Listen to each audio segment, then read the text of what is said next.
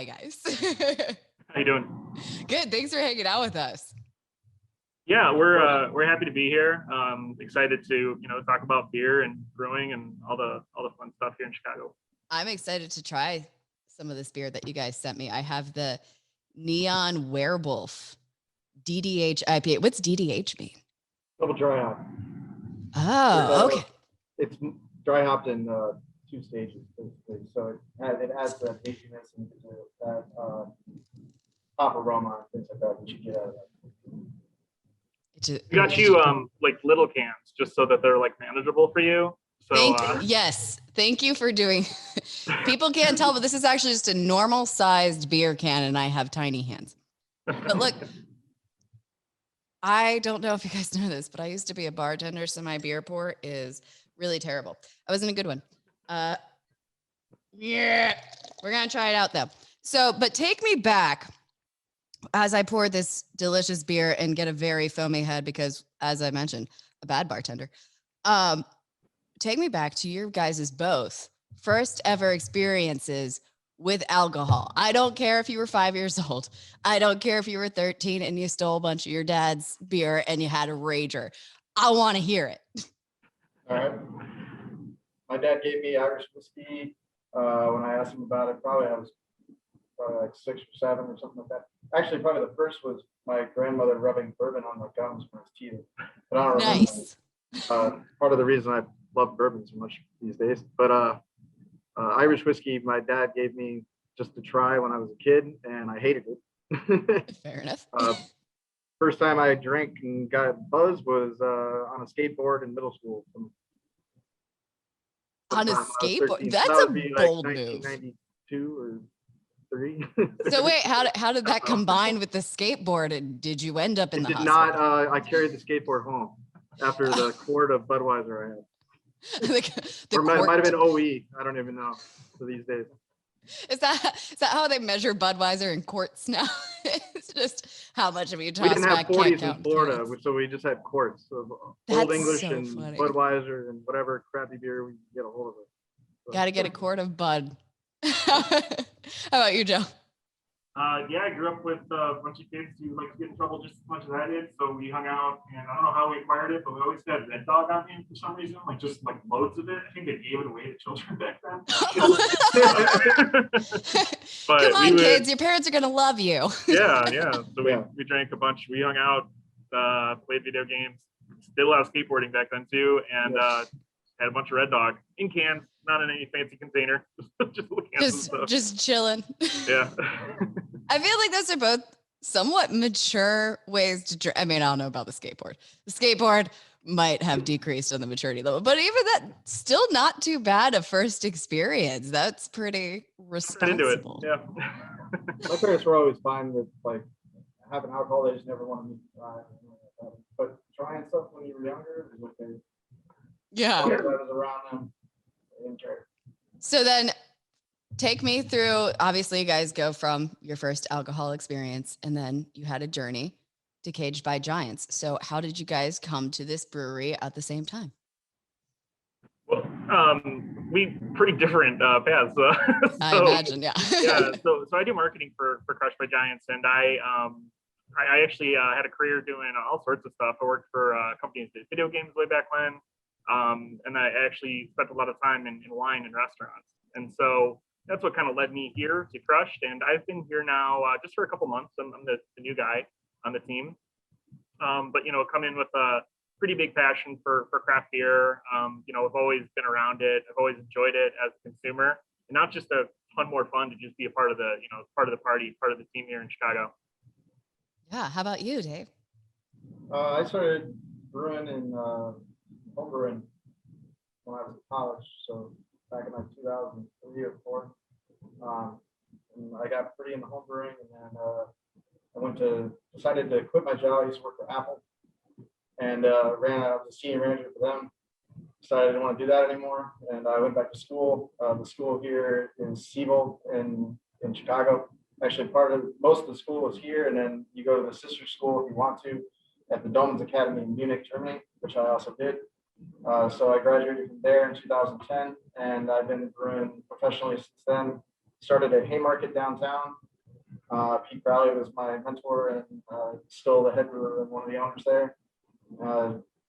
I brewed for Tribes Beer Company down in Mokina, Solemn Oak Brewery out in Naperville, Great Central, which is a contract brewery here in Chicago, actually one of the biggest breweries, but nobody really knows it because they make everybody else's beer. But if you have Maplewood or a lot of other places that do cans, like that was us. And then I actually know Brant that runs all our different locations, our sister locations. I've known him for about 10 years, and he had an opening with this, and I decided to get back in the pub brewing after doing production for a while, and now I'm doing this. So I really like it. So obviously there are a bunch of breweries in the Chicagoland area. What do you think sets Crushed by Giants apart? And this could be a question for either of you.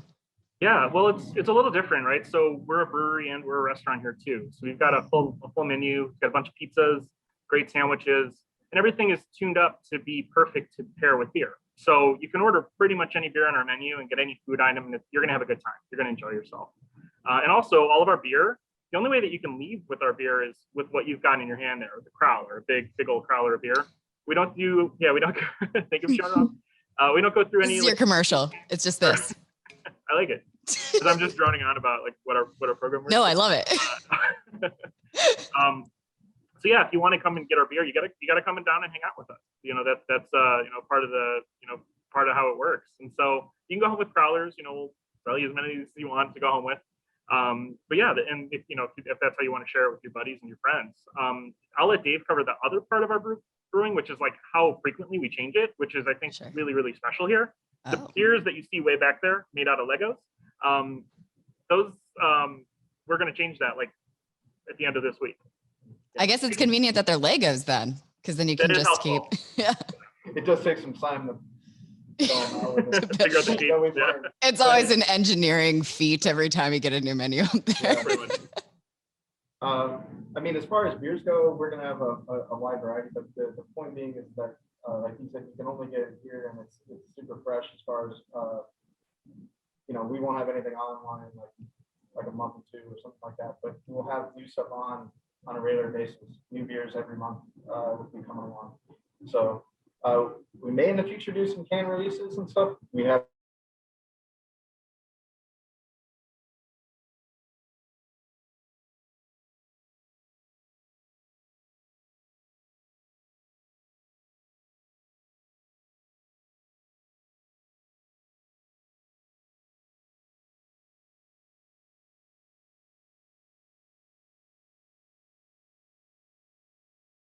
right off Michigan Avenue, so that makes it pretty special when it comes to that. Yeah, absolutely. And you mentioned, Joe, that it's the on-site experience is very important for you guys. So then how did you cope with last year? Obviously, you really couldn't have people on site. So how was getting through 2020 for you guys? Yeah, we just hit the pause button for a while. Yeah. Straight up. Yeah. I mean, we opened up not too long before everything shut down. We were only open for a couple of months. Mm-hmm. Luckily, we are part of a great restaurant group. So we've got 4 restaurants that are, doing similar things. We've got Dry Hop, Corridor, Roebuck Pizza, and here at Crushed by Giants. And so, we were able to pause, kind of let everything sit for a little bit until it was safe, and then, open up. And now we're at, full capacity again. We can have everybody come in and hang out and enjoy the beer again. Now, I know you guys are a newer brewery, so you might not have had a ton of weird experiences yet with customers, but just in case you have, I would love to hear your most entertaining customer story. We have had people taking light bulbs out from the bar, just standing up and grabbing them. We have had people go into the bathroom and take the giant roll of toilet paper and put it in their coat as if that wasn't going to be a completely obvious thing. So whatever your most entertaining customer experience is, I would love to hear it. We haven't been around long enough to know. That's fair enough. Yeah. Yeah. Well, I don't work out front. I'm usually done by the time. Right. We even get a lot of people in here, so I'm not in the way walking around with ladders, spraying with the octane, so I don't want to ricochet that off and hit customers. So. Yeah, and I'm marketing all the brands, so I bounce around to all the restaurants all the time. So I run into customers, but it's always like I want to know how they're they're doing, how they found out about it, like all the marketing guy questions, you know. Sure. So that's my take. You know, if we had our GM here, maybe she'd be able to tell you a little bit more about. I don't have any weird ones, but I did bartend here one night because we were short on staff just to help out. And I had a guy come in, and he was just wandering around, saw the giant monster on the side of the building, the giant, and came in, and we play vinyl here, and Tina was playing, our GM, she was playing some funk music, and like it was all stuff from his time when he was younger, and so he ended up staying for like 3 hours, and I just kept feeding him beers and whatever. He was walking around the corner, so I was like, fine, man, have some food, pizza, whatever. He had a great time, but he was like, I'm definitely coming back. But it was a random walk-in. You know, that was the only customer experience. It was a good one, but nothing crazy weird that I've seen yet. But No, that's amazing. I haven't been interacting with the customers other than that one night, and they were all really good. So we get a lot of people from out of town, and Sure. but it was funny. He just kept going on about the playlist and like what Tina was doing and stuff like that. So That's awesome. It was fun. So, word to all the weirdos out there, Crushed by Giants is open for their first weird customer experience. Get on in there, cause a scene. Give them something to talk about. We will be here. Yeah, you're like, that's not my problem. Yeah, come on in. We don't care as long as you spend the money. Awesome. Make a scene. So what does 2021 look like then for you guys? Because it'll be, I guess, your first real year back, as weird as that is, a weird year to really, I guess, grow your roots. Yeah, well, you know, we're going to be at it. So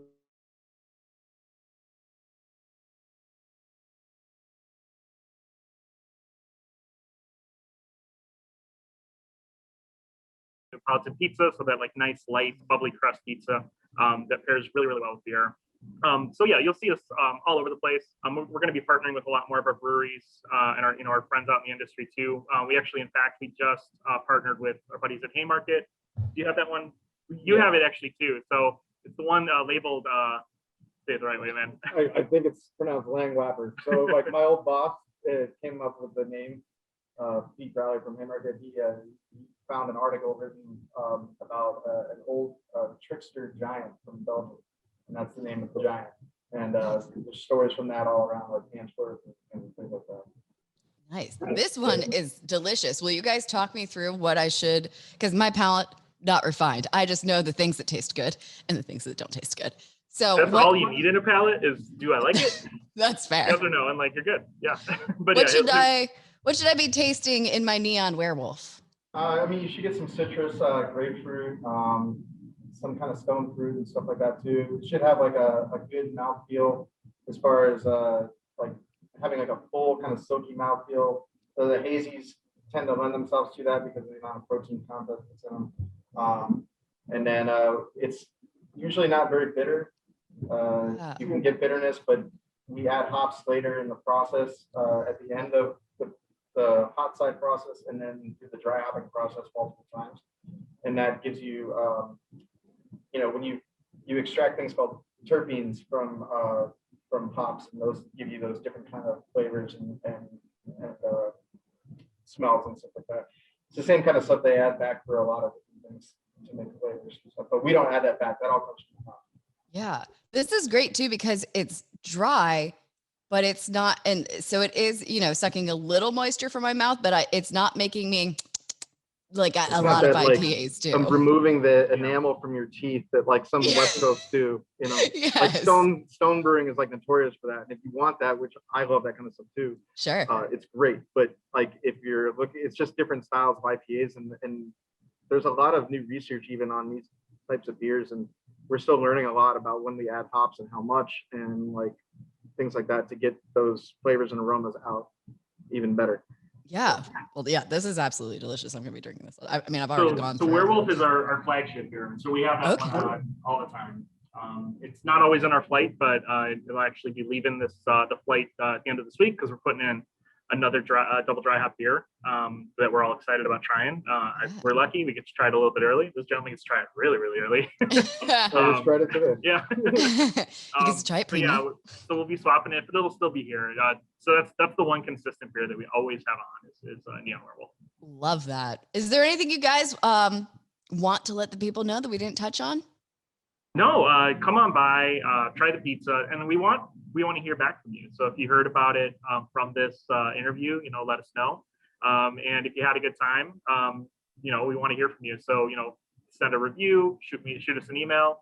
And you know, we're new, right? So we're just we're kind of, you know, figuring our neighborhood out. And if you're down here and you're in Streeterville or you're in River North or you're on the Mag Mile, you know, you probably walk here. So come chill out, have a beer, and we'll play some, you know, some old rock and roll on vinyl and have a good time. Absolutely. Love it. Well, thank you guys for hanging out with us today. Thank you very much.